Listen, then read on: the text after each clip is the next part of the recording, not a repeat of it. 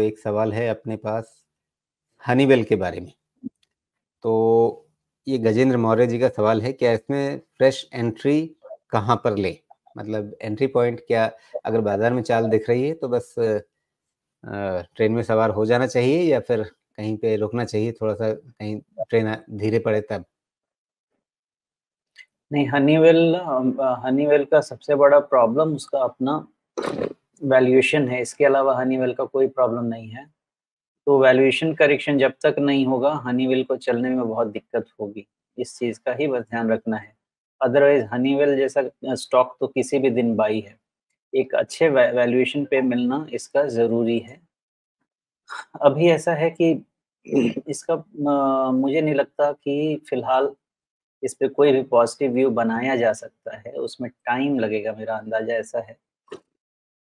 The safest place actually मैंने बहुत पहले से हनीवेल को मार्क करके रखा है 31,000 32,000 के रेंज में। पिछले साल ये समझ में आ गया था कि हनीवेल अभी परफ़ॉर्म नहीं कर पाएगा, ब्रेकडाउन है।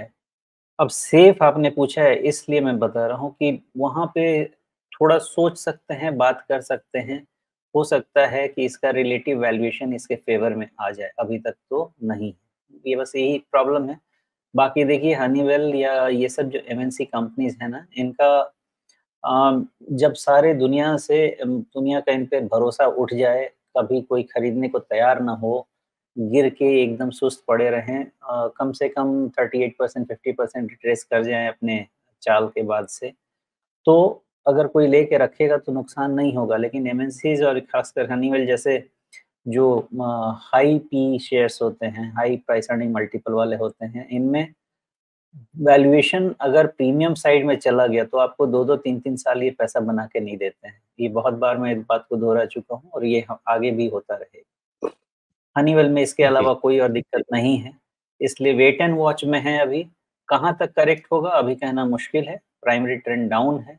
जब ट्रेंड एक बारी थोड़ा ठीक हो जाएगा, मेबी 34,000 33,000 ये सब रेंज में कहीं इवैल्यूएट कर सकते हैं।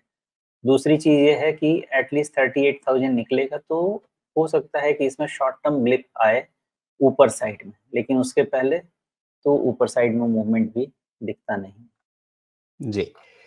तो 34,000 33,000 के बीच में कहीं दिखे तब जाकर के इस पे वापस इसकी समीक्षा करें। जी, बिल्कुल, तब जाके करनी चाहिए। जी। चलिए, तो अभी मुख्य रुझान जो है वो कमज़ोरी का है और उसमें कहीं स्थिति बदली नहीं है, इसलिए फ़िलहाल इंतज़ार करना बेहतर होगा। मतलब कंपनी अच्छी है, नज़र आपकी ठीक जगह पर है, लेकिन जो आपका सवाल है वो भी अपने आप में दुरुस्त है कि भई कहाँ पे एंट्री बनता है।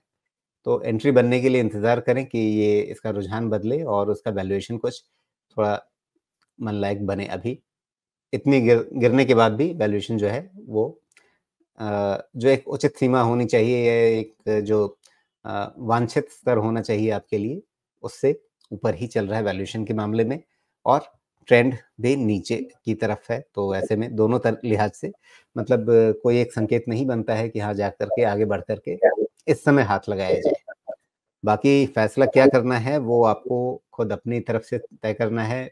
हमारी ये सारी बातचीत आपको एक इनपुट देने के लिए है, चीज़ों को आप समझें, उसका एक राइट पर्सपेक्टिव देखें और उसके बाद अपनी भी रिसर्च करें, ज़रूरी लगे तो प्रोफ़ेशनल एडवाइस लीजिए और उन सब के आधार पे अपना एक निर्णय खुद कीजिए।